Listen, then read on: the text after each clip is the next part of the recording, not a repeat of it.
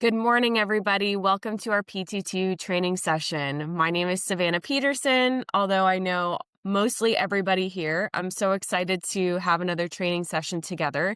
Today, we're going to be talking about two different things, one that leads into the other one, which is we're going to be talking about asking quality questions. I've brought up this topic before, but today I weaved in a couple little things that lead up to being able to ask those quality questions, which is really just honing in onto the power of having the perfect introductory message or the perfect intro as you walk into your office or any type of marketing avenue that you're going about. So before we talk about asking these great questions, we need to talk about what makes asking these questions and getting to make these connections easier, which is this intro. The first time you walk in, it's your first impression, We've got one chance for a first impression, and then after that, you're continuing to build upon that first impression.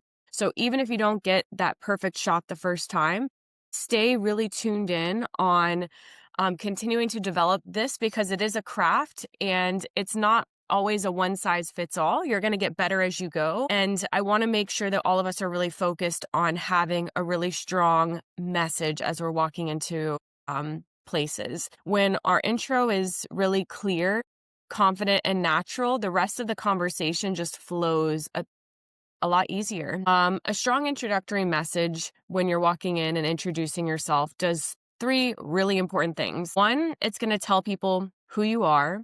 Two, it's going to explain what you do very simply. We talk about this a lot. But three, it's going to remove any confusion and any tension right away.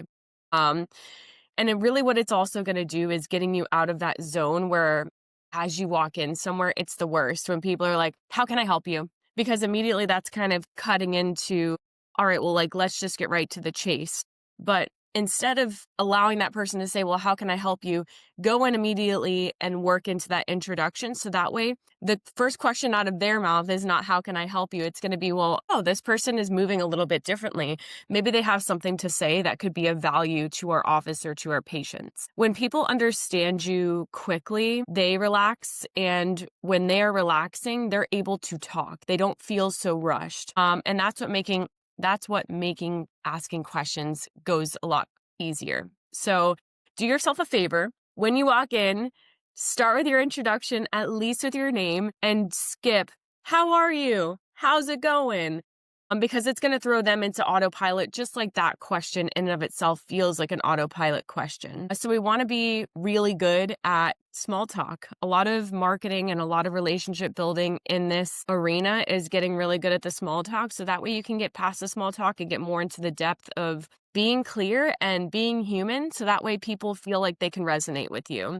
And so the perfect introduction is not about being impressive. It's not about having all these bells and whistles and, oh, we do PT, OT, speech therapy, lymphedema, aquatics, we do a pelvic floor. It's like already you're losing interest in hearing me rattle off a huge list of services. A good introduction sets context, builds credibility, creates relevance to that office or to that referral source, home care agency, coffee shop, LinkedIn, whatever it is. And then it makes the next question that you're about to ask feel natural because it segues into that instead of feeling awkward and choppy. So I wrote out what would I feel like is my traditional introductory message. And maybe you find one little piece of this, a nugget that you can weave into yours and continue to curate it so that way it feels authentic to you. Hi. I typically always do wave as well. That's kind of another thing is your body language speaks everything. If you're walking in and you have a super straight face or your shoulders are rounded forward or just body language says a lot about how you carry yourself and how you feel about what you're presenting to the office.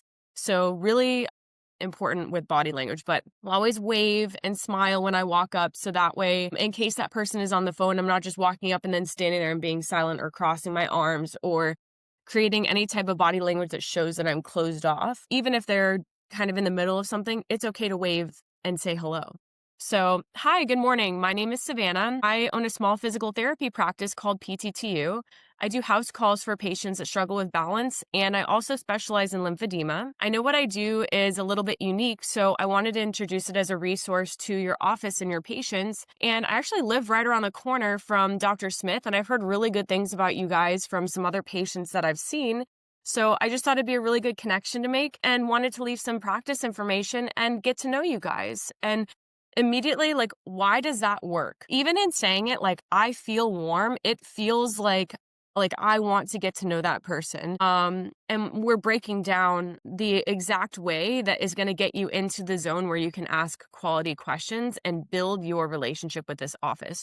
You get to know so much about who is there, what their purpose is there, and really like how established they are within that practice and how important of a person they are for you to be connected to. So breakdowns, one, like we talked about, very clear identity. Hi, my name is Savannah. I own PTTU. A simple explanation. I do house calls. I specialize in balance, and I also do lymphedema. Hashtag your specialty, whatever kind of specialty you want to hone in on. I love seeing orthopedic cases. I love doing pelvic floor, walking in with a literal like dummy or a balance pad or something that like they're going to be like, why is this person walking in with a balance pad instead of a marketing booklet? You know, just things that are going to get them to feel or look at you differently. And then it acknowledges the uniqueness. I know what I do is a little bit unique or different because it is. Not everybody that's walking in there is doing house calls or mobile therapy. They're really used to seeing home health reps. They're really used to seeing the outpatient clinic reps. They're not used to seeing the actual therapist that wants to see their patients walking in through their double doors. And a lot of doctors do market themselves. So I do want to be clear about that. I've seen orthopedic surgeons marketing themselves, local primaries that are new marketing themselves. That's how you get your word out in the community. And a lot of the times people are able to do that because they just show up and they say, hey, you know, I'd love to meet Dr. Rose. Does Dr. Rose have a second? I stop by and I work in the community. I'd love to introduce myself. So keeping things very clear and concise. And then also low pressure positioning is important here. How did I do that? By saying I wanted to present this as a resource. I love that word. I could not really hone in on it enough. I noticed that, and I really only started using that term within the past year or so, but it immediately switches a gear in their head where they don't feel like they're being sold or marketed to.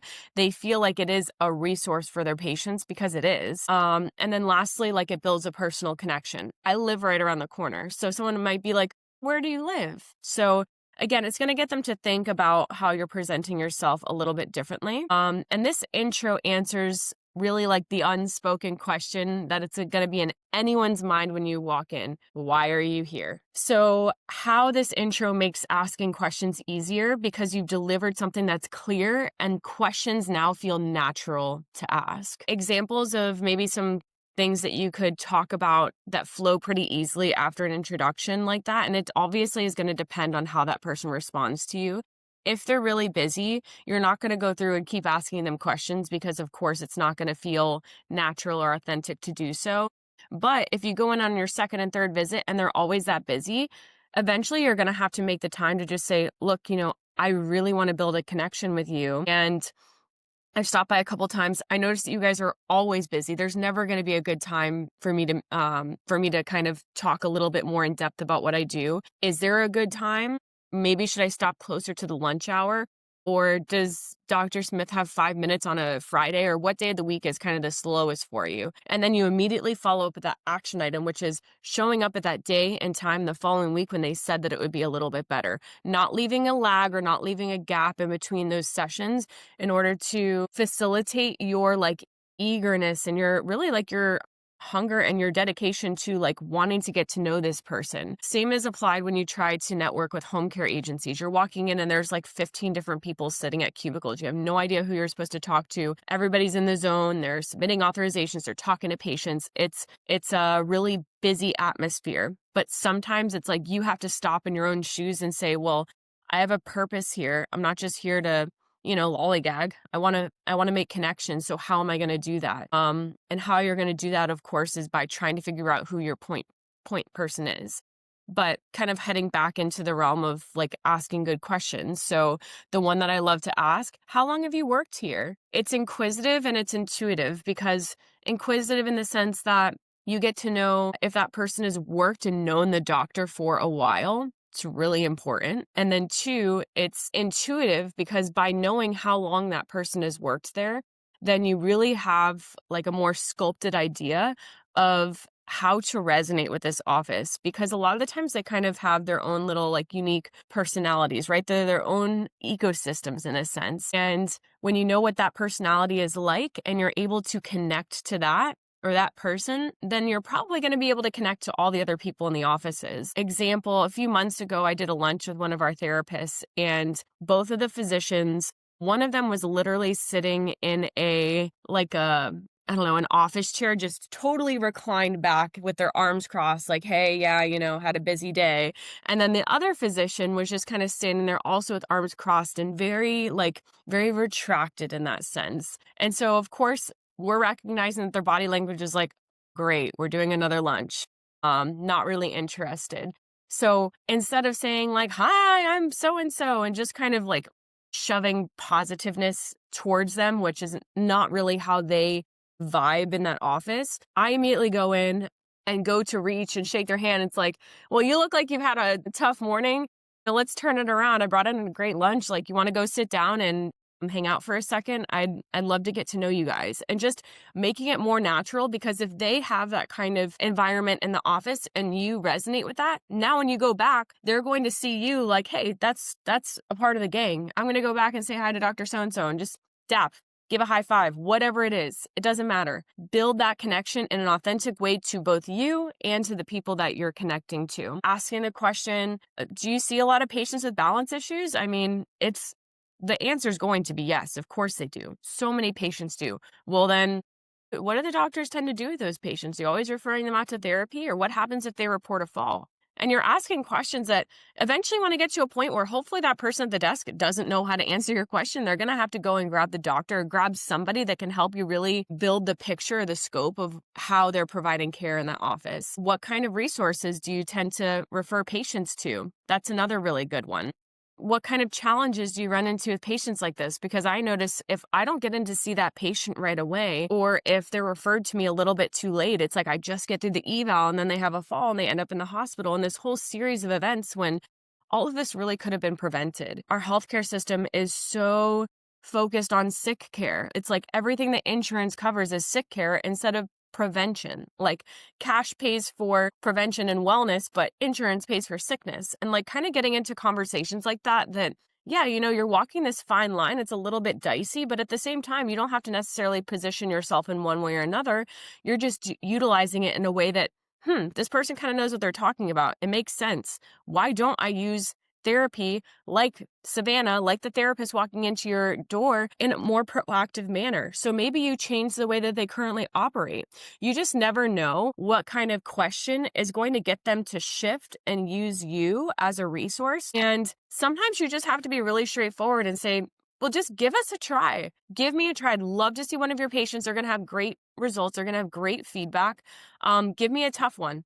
Or I'd love to see any of your friends or family members. I mean, like, put yourself out there to see somebody that's a little bit more of a head case or a tougher case, because a lot of the times that's who they're sending you first anyways. And it's like that tester patient to see how well are you going to do with this patient, and can I trust you to see other patients? But all in all, to kind of pull that all together, when you've explained yourself in a very direct way, the questions don't feel intrusive. They feel relevant. And relevance obviously is important. And then to kind of wrap up, so when you know your introduction by heart, you don't feel rushed or nervous. You should never feel rushed when you're explaining yourself, because that person on the other end is going to feel rushed in responding to you. Your confidence in your questions creates space for curiosity, and you want them to be curious about you and why you've walked in the door. And you're no longer thinking like, oh, what should I say next? You're more so thinking, well, what can I learn about them? How can I unlock them?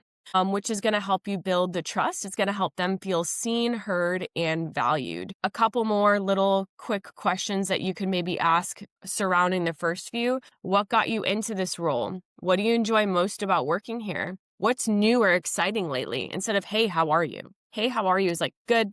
Okay, next. Good is autopilot. What's new or exciting? I have to think about what I'm going to respond to that question, even if it's nothing. Well, hey, at least we're coming up on the end of year. You got a fresh start next year. A lot of patients are looking for that fresh start. So that's exactly why I stopped in. Bam. It's like, even if they're not responding to you in the way that you wanted to, you have a way to connect with them and shift maybe the way that they're thinking about things. And maybe they always look at you with that air of like positivity because you bring in something different to the door than everybody else. Showing like genuine interest in their world. So interest questions are really good. What do you focus on right now? What in the office has been keeping you guys really busy lately? Because sometimes that's insurance verifications. Other times it's just because they've got a ton of patients. Maybe they had a slew of recently hospitalized patients. What part of your job is the most rewarding? What are some of the biggest challenges you're dealing with right now? What's been frustrating lately? If they seem upset, like, what's been frustrating today? Ask them the question, because then if there's a way to relate to them on that side of things, you've created like a segue to actually having a true relationship with that person. Going into the new year, what does success look like for you this year? Where do you see things heading? What are you hoping to improve upon or grow? These are deepening your rapport and your human connection. What do you like doing outside of work? What are things you're passionate about? What's been a recent win for you? And then on the other side of things, questions that are validating. Like if they explain something to you and maybe you were unsure of how they responded, did I understand that correctly? Can you tell me more about that? Why is that important to you? What hasn't worked? What has worked? There's 9 million ways to ask a good question. And so I really want to put you guys to the test to be really introspective in this way. Write down 5 things that you want to kind of go around and ask all of your offices working into the new year, and use the new year to your advantage. Obviously, if you're watching this video down the road and it's not a holiday, it's fine. There's so many things that you can talk about with your offices, but put yourself out there, be relatable, and find ways to create sustainable connections to your offices that will push you beyond surface level conversations. The hard part is getting past that second, third, fourth visit. But once they know you and they see your face and they know what you do, then at that point, you're just waiting for that first patient. So keep pushing the needle, stay grounded, stay excited, and continue to rock the house. Looking forward to 2026, everybody. Have a great rest of the day.